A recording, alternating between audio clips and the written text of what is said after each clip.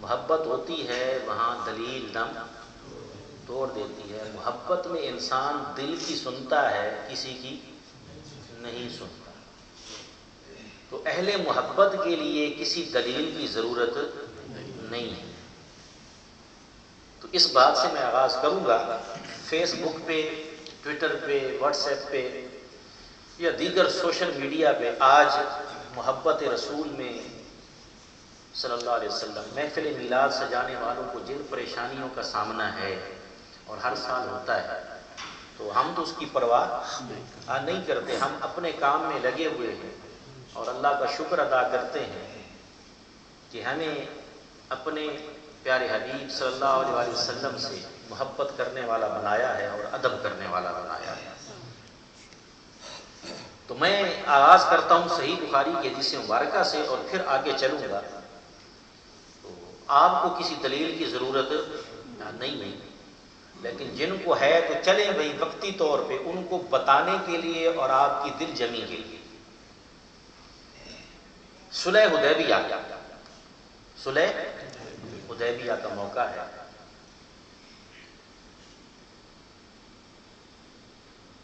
میں علامہ افتخار شریف الدین صاحب کو انتہائی پیار، محبت اور خلوص کے ساتھ خوش آمدید کہتا ہوں.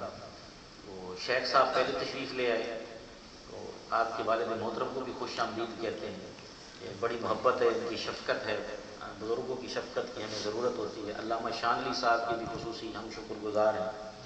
تو میں سمجھا شاید علامہ افتخار صاحب مدظ اللہ علی تشریف نہیں لائے ہیں، تو اگر یہ پہلے تشریف لے آتے تو ہم ان سے کچھ سن لیتے.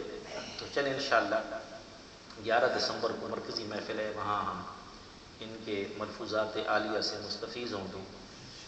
تو بات میں کس چیز کی کر رہا تھا بھی محبت دلیل نہیں مانتی. یہ جملہ ذرا دہرائیے، محبت دلیل نہیں مانتی. صلح حدیبیہ کا موقع ہے. حضور نبی اکرم صلی اللہ علیہ وآلہ وسلم کی ذات بابرکات حدیبیہ کے مقام میں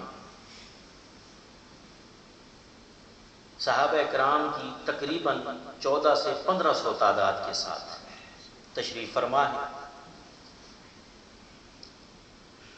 قرآن مجید فرقان حمید، یہ بڑی میں پتے کی بات عرض کر رہا ہوں، ابھی اتر رہا تھا، اس کا نزول مکمل نہیں ہوا. یہ میں بڑی پتے کی بات اور آج پہلی دفعہ عرض کر رہا ہوں، نزول مکمل نہیں ہوا تھا.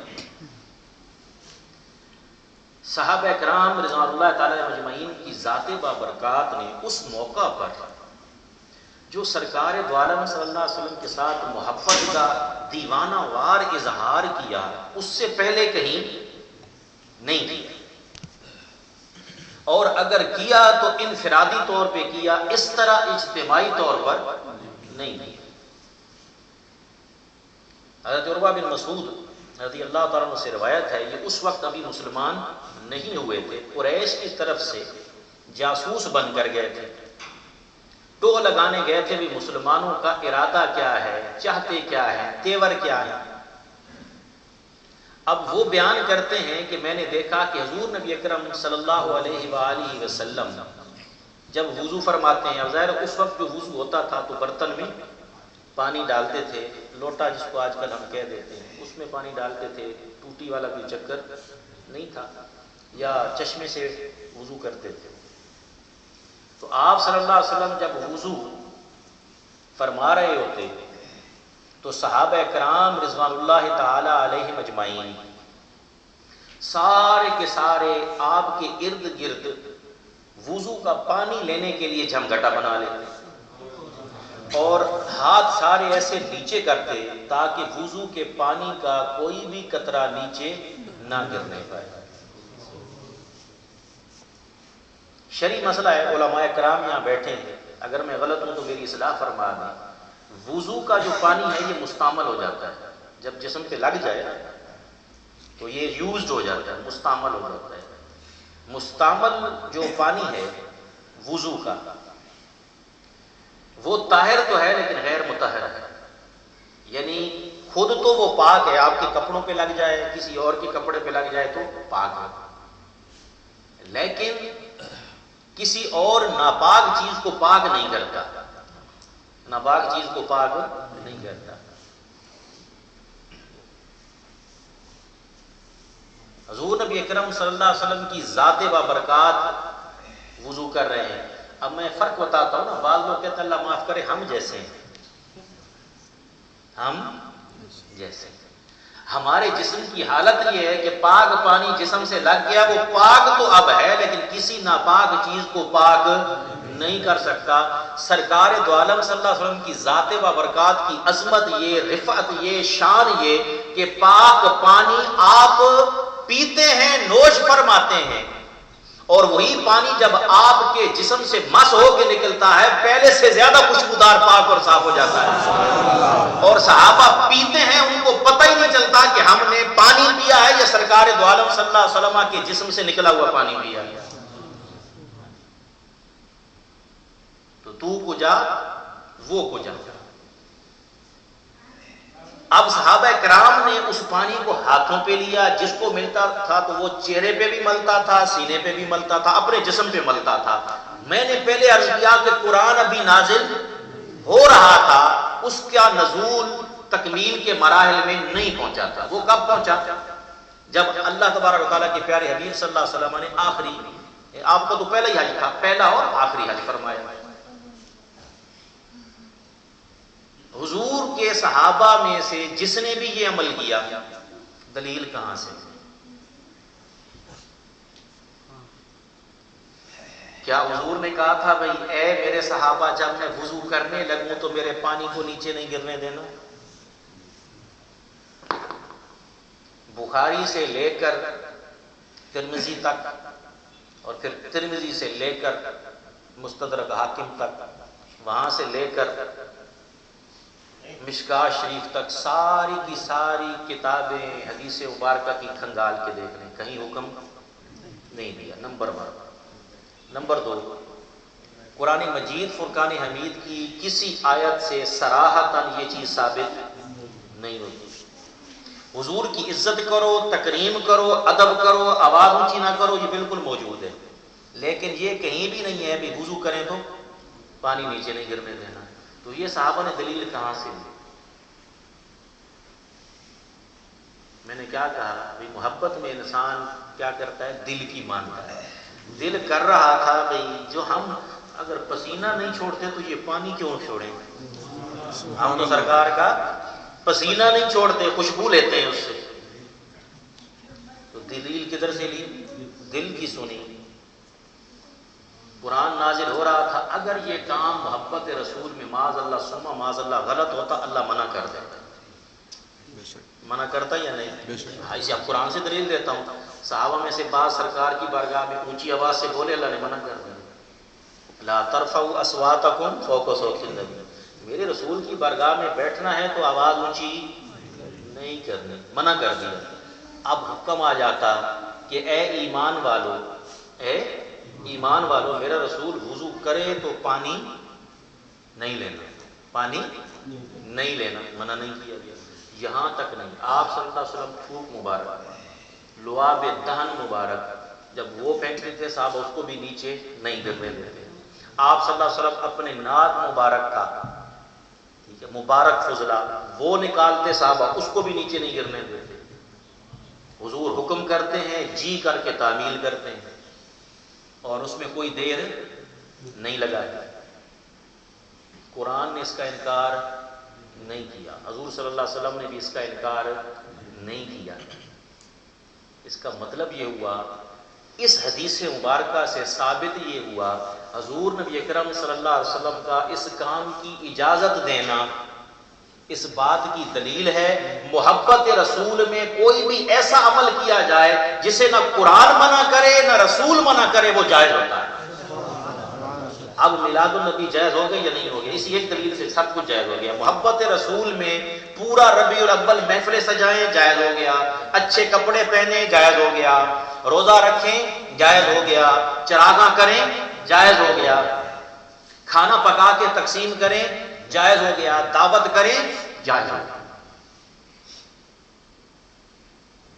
تو صحابہ کرام رضوان اللہ تعالی مجمعین کی ذات بابرکات نے یہ ادب کیا، یہ احترام کیا۔ اگلی بات، علماء کرام بیٹھے ہیں، حضور صلی اللہ علیہ وسلم کی ذات با برکات کی موجودگی میں کوئی عمل ہوتا، حضور اس سے منع نہ فرماتے، وہ بھی حدیث بن جاتی، وہ بھی حدیث سنت بن جاتی، اور اس کو کہتے ہیں حدیث تقریری، حدیث تقریری۔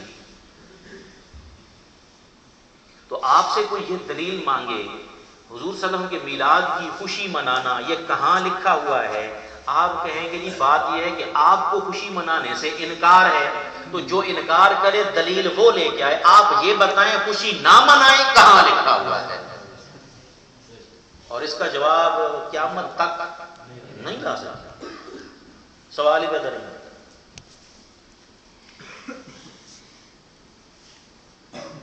تو بعض جاہل لوگ اگر کوئی ایسا کام کرتے ہیں، چاہے مزارات پہ کرتے ہیں، چاہے عید میلاد النبی صلی اللہ علیہ وسلم کے دن کرتے ہیں، اس کا عقیدہ حق اہل اسلام سے، اہل سنت والجماعت سے کوئی تعلق نہیں ہے۔ بالکل ایسے جیسے مسلمانوں میں اگر کوئی اللہ معاف کرے شراب پیتا ہے تو اس کا شراب پینا اسلام کے خلاف ہے، اسلام کا، اہل اسلام کا اس کے ساتھ کوئی تعلق نہیں ہے کہ غلط کام کر رہا ہے۔ ہم کیا کرتے ہیں؟ تلاوت قرآن مجید کرتے ہیں، درود و سلام پڑھتے ہیں، سرکار کی مدحت سرائی کرتے ہیں، آپ صلی اللہ علیہ وسلم کی سیرت اور فضائل کا بیان کرتے ہیں، اس سے ہٹ کر کوئی چیز بیان ہوتی نہیں ہوتی۔ تو یہ ساری کی ساری چیزیں عین کیا ہیں؟ اسلام ہے، عین شریعت ہے۔ قرآن مجید فرقان حمید کی آیت کریمہ جو آپ کی خدمت میں نے پڑھی، پہلی آیت کریمہ سورہ یونس آیت نمبر 58، سورت کا نمبر 10 ہے، اس کو یاد کر لیں۔ فرمایا قل بفضل اللہ وبرحمتہ فبذلک فلیفرحوا هو خیر مما یجمعون۔ پیارے حبیب صلی اللہ علیہ وسلم آپ ان سے فرما دیجئے کہ اللہ کے فضل اور اس کی رحمت کے بدلے میں، یا اللہ کے فضل اور اس کی رحمت کے سبب کی وجہ سے ان مسلمانوں کو چاہیے کہ خوشیاں منایا کریں۔ کیا کیا کریں؟ خوشیاں منایا کریں، اور ان کا یہ خوشی منانا اس چیز سے کہیں بہتر ہے جو یہ جمع کرتے ہیں، جو یہ جمع کرتے ہیں۔ تو دو چیزوں کا بطور خاص ذکر کیا، ایک اللہ کا فضل اور دوسرا اللہ کی رحمت۔ ان کے درمیان واو عاطفہ ہے، تو دونوں الگ چیزیں ہیں، دونوں الگ چیزیں، واو عاطفہ درمیان میں آ گئی، الگ چیزیں ہیں، لیکن آگے جو ضمیر آ گئی ہے وہ سنگل آ گئی، فبذالک، اس کی وجہ سے۔ تو وہ ضمیر کا فبذالک اس طرف اشارہ ہے کہ چیز یہ دونوں بیان الگ ہوا ہے، حقیقت میں ایک ہے، حقیقت میں ایک ہے۔ جیسے من یطع الرسول فقد اطاع اللہ، اللہ کی اطاعت اور رسول کی اطاعت دونوں کو اللہ نے کیا کر دیا؟ ایک کر دیا، تو ایک کر دیا۔ تو اس کا مطلب یہ ہوا کہ یہاں فضل اور رحمت سے ایک ہی چیز مراد ہے، حضور سے بڑا کوئی فضل اللہ کا کائنات میں نہیں، حضور سے بڑھ کر کوئی رحمت کائنات میں نہیں، اس لیے فرمایا وما ارسلناک الا رحمۃ للعالمین وکان فضل اللہ علیک عظیما۔ تو جب یہ دونوں چیزیں آ گئیں تو اب یہ بات ثابت ہو گئی کہ حضور کے ملنے پر، آپ کے دنیا میں تشریف لانے پر، اے ایمان والو خوب کھل کر خوشی کا اظہار کیا، اور یہ تمہارا خوشی کا اظہار کرنا، یہ خوشی کا اظہار کرنا اس سے کہیں بہتر ہے جو تم جمع کرتے ہو۔ انسان کیا جمع کرتا ہے؟ پہلی چیز مال جمع کرتا ہے، جمع کر کر کے کمر جو ہے ٹیڑھی کر دیتا ہے، اور پھر پیچھے موجیں دوسرے کرتے ہیں، خود قبر میں چلا جاتا ہے۔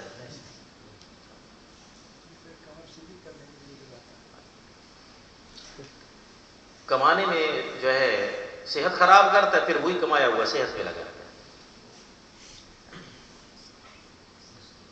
تو برادران اسلام، اپنے لیے میں بار بار یہ چیز کہتا ہوں، اپنے لیے، اپنی قبر کے لیے بھی کچھ کما کے جائیں۔ آج کل کی اولاد اگر اللہ کرے اہل سنت و جماعت کے صحیح عقیدے پہ قائم ہے تو پیچھے ہو سکتا ہے فاتحہ پڑھ لیں اور آپ کے نام پہ کچھ دے بھی دیں۔ مجھے کسی دوست نے بڑی اچھی بات کی ہے اور مجھے بڑی پسند آئی ہے، اس نے مجھے کہا شاہ جی لوگ تو اپنے باپ کی قبر گھر میں نہیں بناتے، زمین خامخواہ اڑ جائے گی، قبرستان میں جا کے دفناتے ہیں۔ کبھی کسی والد سے کتنی محبت کیوں نہ کرتا ہو، گھر میں قبر نہیں بناتا، بھائی خامخواہ ایک آدھا مرلے کی جگہ جائے گی۔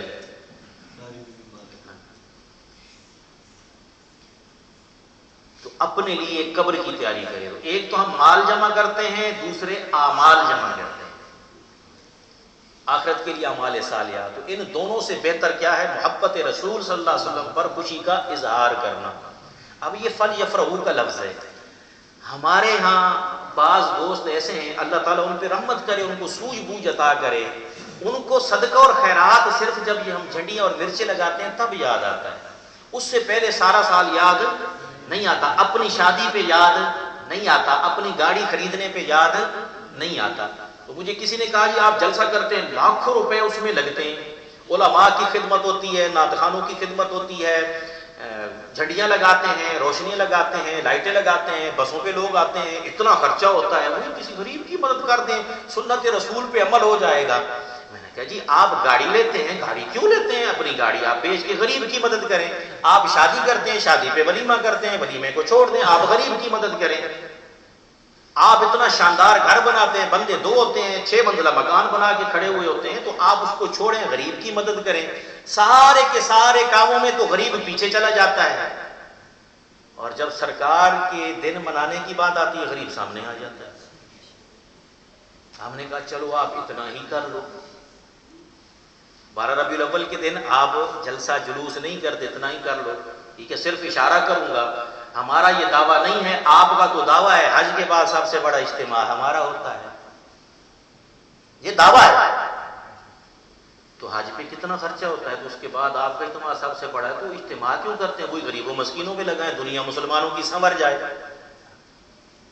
تو برادران اسلام، یہ اصل بات پیسہ والا معاملہ نہیں ہے. ٹھیک ہے، اصل بات یہ ہے کہ جو خون ہے نا وہ جوش مارتا ہے. جیسے ربیع الاول آتا ہے، ہمارا خون محبت میں جوش مارتا ہے، اور ادھر اسی میں جوش مارتا ہے جو ادھر سے نسب میں ملی ہے چیز.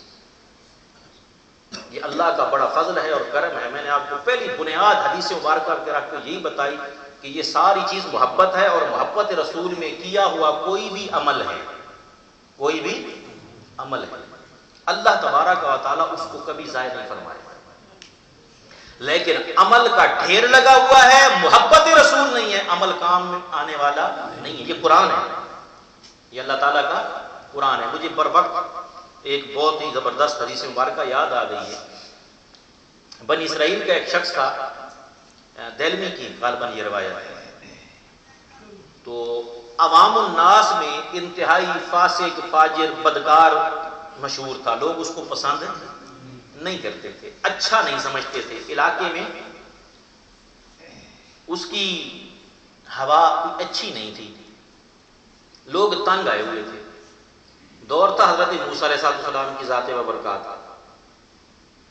تو وہ آدمی جب مر گیا تو بنی اسرائیل بڑے خوش ہوئے. انہوں نے کہا بھائی خاص کام جہاں پاک، شکر ہے کہ مرا ہے، اب سکون آئے گا.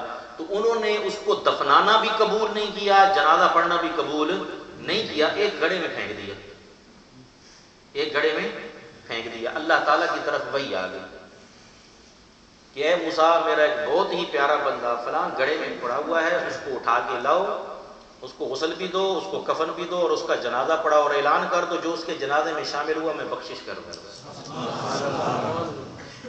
حضرت موسیٰ علیہ السلام گئے، وحی کا جو مقام تھا بتا دی کہ وہاں گئے، جا کے دیکھا تو آگے وہی پڑا ہوا تھا، حیران پریشان. بھئی جس کو ساری دنیا فاسق اور فاجر کہتی ہے، اللہ کے نزدیک یہ سب کی بخشش کا باعث بن رہا ہے. حکم الہی تھا، اس وقت کوئی بات نہیں کی. ادب کا تقاضا بھی یہی ہے، اعلان کروا دیا، جنازہ پڑھ لیا، دفن کر دیا. اس کے بعد سوال کیا، یا باری تعالیٰ سوء ادب نہ ہو، خلاف ادب نہ ہو، تو اس کی حکمت ارشاد فرمائی، اس کی حکمت ارشاد فرمائی. آپ صلی اللہ علیہ وسلم کی ذات بابرکات، سبحان اللہ، کیا بیان فرما رہے ہیں. کہتے ہیں کہ اللہ تبارک و تعالیٰ کی ذات بابرکات نے فرمایا کہ جن لوگوں نے اس کا ظاہر یہ دیکھا ہو، یہ بالکل ٹھیک تھے، وہ غلط نہیں تھے. لیکن اس بندے کی ایک عادت تھی جو مجھے پسند آئی. یہ روزانہ رات کو تورات کھولتا تھا، روزانہ رات کو تورات کی الواح کھولتا تھا، پڑھتا تھا، اور پڑھتے ہوئے پوری تورات میں جہاں جہاں میرے آنے والے آخری نبی محمد صلی اللہ علیہ وسلم کا نام لکھا ہوتا تھا، بس یہ اس کو چومتا تھا اور آنکھوں سے لگاتا تھا، اس کو چومتا تھا اور آنکھوں سے لگاتا تھا، بس مجھے اس کی یہ ادا اتنی پسند آئی ہے کہ میں نے سارے گناہوں کو معاف کر دیا۔ اس سے ثابت یہ ہوا بھی پچھلی کتابوں میں بھی حضور کے تذکرے موجود اور پچھلی امتوں میں بھی حضور سے محبت کرنے والے موجود۔ تو جہاں محبت والے ہوتے ہیں وہاں نفرت والے ضرور ہوتے ہیں، جہاں پھول ہوتے ہیں وہاں کانٹے، تو پھر پریشان ہونے کی کوئی ضرورت نہیں۔ آپ اپنا کام کیے جائیں، دوسروں کو ان کا کام کرنے دیں۔ آگے چلیں برادران اسلام، دوسری جگہ واضح طور پر بعض لوگ دوست یہ کہتے ہیں کہ جناب اسلام میں عیدیں کتنی ہیں؟ دو ہیں، کوئی تیسری عید کا تصور نہیں۔ یہ مطالعے کی کمی ہے، مطالعے کی کمی۔ ہر ہفتے جمعہ کا دن حضور نبی اکرم صلی اللہ علیہ وسلم نے مسلمانوں کے لیے عید کا دن قرار دیا۔ آپ نے فرمایا یہ جو تمہارے ہفتے کے 7 دن ہیں ان میں سب سے افضل دن کون سا ہے؟ جمعہ کا ہے۔ اور وجہ بیان فرمائی، کیوں ہے؟ فرمایا اس لیے کہ حضرت آدم علیہ السلام اس دن تخلیق ہوئے، اس دن تخلیق ہوئے، تو یہ عید کا دن ہے تمہارے لیے۔ عید کے دن انسان کیا کرتا ہے؟ غسل کرتا ہے، صاف ستھرے کپڑے پہنتا ہے، نئے کپڑے پہنتا ہے اور جا کر عید کی نماز پڑھتا ہے۔ تو جمعہ کا دن عید ہوا تو یہ دوسری عید کے دن کے ساتھ مماثلت اختیار کر دیا۔ تو مہینے میں کم سے کم کتنے جمعے؟ بولیے نا، اور کبھی کتنے آ جاتے ہیں؟ 5۔ تو اگر 12 مہینوں میں 4 جمعے ہیں تو کتنے بن گئے؟ 48، اور 4 اور ڈال دیں تو 52۔ تو سال میں 52 عیدیں، 52 تو یہ بن گئی یا نہیں؟ 52 بن گئی یا نہیں؟ ایک بات یہ، اب ہم قرآن سے پوچھتے ہیں بھائی سر عید کا مطلب یہ ہے کہ جو عید اللہ اور اس کے رسول نے ہمیں شرعی طور پہ دے دی کیا اسی کو ہی عید کہیں گے؟ تو ہم کہیں گے نہیں، عید کا معنی فرحت اور خوشی ہوتا ہے۔ کیا ہوتا ہے؟ ہاں، اور اللہ کا شکر ہے میں سلطنت عمان میں بیٹھا ہوں، مجھے کتنی سہولت ہوگی یہ بات سمجھانے میں۔ کاش میرے پاس وہ پروجیکٹر کی سہولت ہوتی، میں لیپ ٹاپ لاتا تو میں آپ کو اشتہار دکھاتا، لیکن آپ نے پڑھا ہوگا 2 سال پہلے صاحب جلالہ سلطان قابوس بن سعید المعظم بیمار ہو گئے تھے، 2 سے 3 سال پہلے، تو علاج کے لیے جرمنی تشریف لے گئے۔ تو جب واپس آئے تو ہم سب نے بھی اور ان کی پوری قوم نے بھی ان کا استقبال کیا۔ تو آپ کو یاد ہے یا نہیں؟ ذہن میں ہے یا نہیں ہے؟ تو بلدیہ کی طرف سے سائن بورڈ جو بڑے بڑے ہوتے ہیں وہ لگائے گئے اور اس کے اوپر لکھا ہوا تھا لفظ، وہ میں آپ کو بتا رہا ہوں جملہ، اور میرے خیال میں میرے فون میں وہ فوٹو کھینچی ہوئی ہے، میں نے رکھی ہوئی ہے اپنے پاس۔ عودتکم لنا عید، کیا جملہ لکھا ہوا تھا؟ عودتکم لنا عید، اے سلطان معظم آپ کی واپسی ہمارے لیے عید کا باعث ہے۔ کسی مولوی نے کوئی فتویٰ، کوئی احتجاج؟ کیوں؟ اسلام میں کیوں؟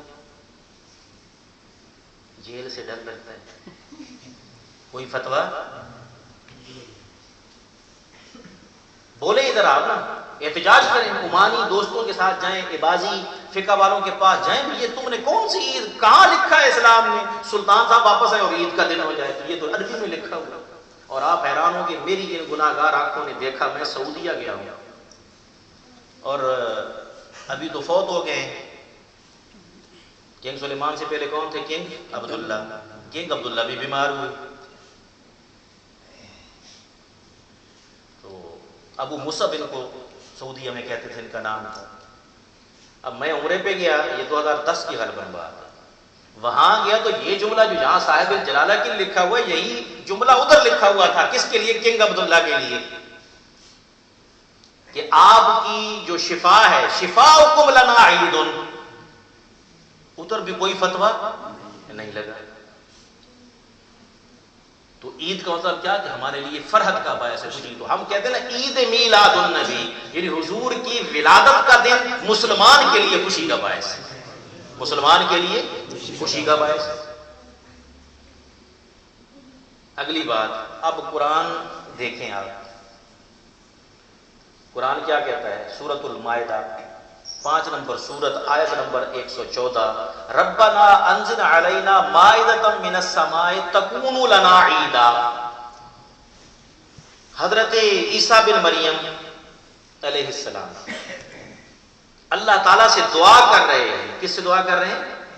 اللہ تعالیٰ سے، اور فرما رہے ہیں اے ہمارے رب ہم پر آسمان سے خوان نعمت نازل فرما، دسترخوان کھانے کا نازل فرما، جو ہمارے اگلوں کے لیے بھی اور پچھلوں کے لیے عید بن جائے۔ کیا بن جائے؟ عید بن جائے۔ تو درد دل سے کہوں گا، دعوت فکر دیتے ہوئے کہوں گا، بنی اسرائیل پر اترنے والا کھانا تو بنی اسرائیل کے لیے بھی اور حضرت عیسیٰ علیہ السلام کے لیے بھی عید بن جائے، تو 12 ربیع الاول کو آنے والا حسین کا نانا ہمارے لیے وہ دن عید کا دن کیوں نہ بن جائے؟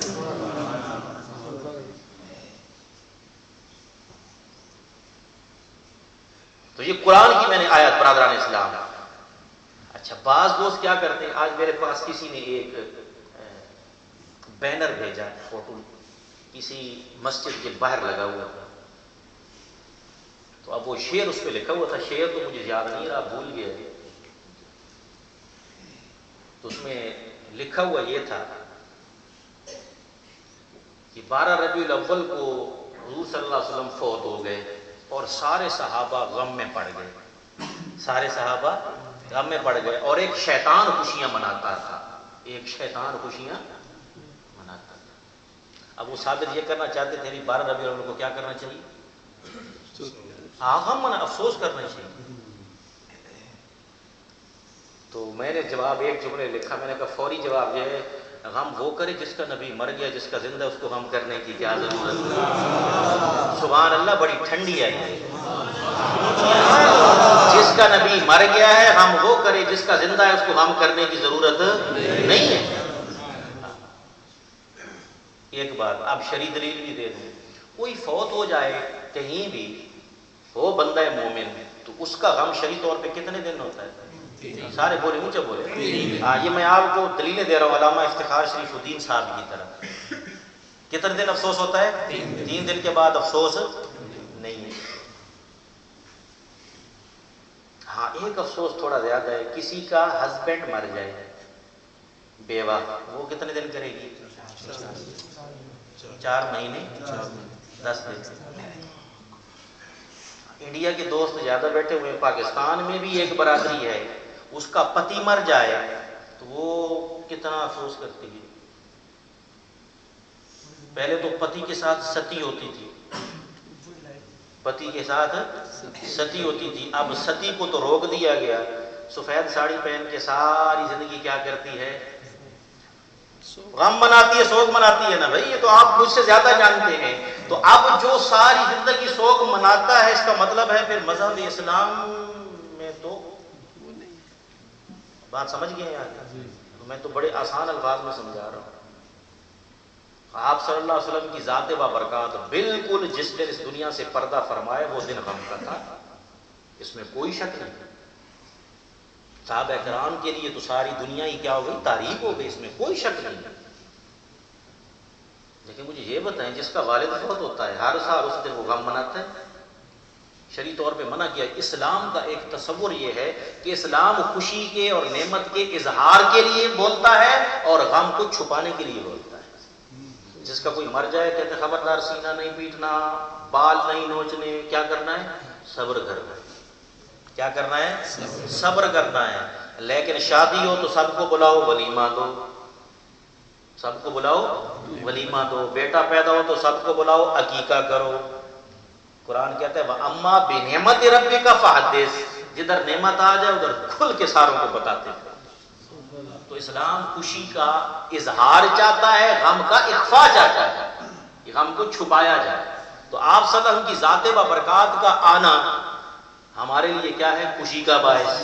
اور ہم کہتے ہیں کہ آپ صلی اللہ علیہ وسلم نے خود فرمایا حیاتی خیر لکم و مماتی خیر لکم، ظاہری حیات 63 برس میں جہاں دنیا میں رہا تمہارے لیے اچھا تھا، اب چلا گیا ہوں دنیا سے، پھر بھی تمہارے لیے اچھا ہے، پھر بھی تمہارے لیے اچھا ہے۔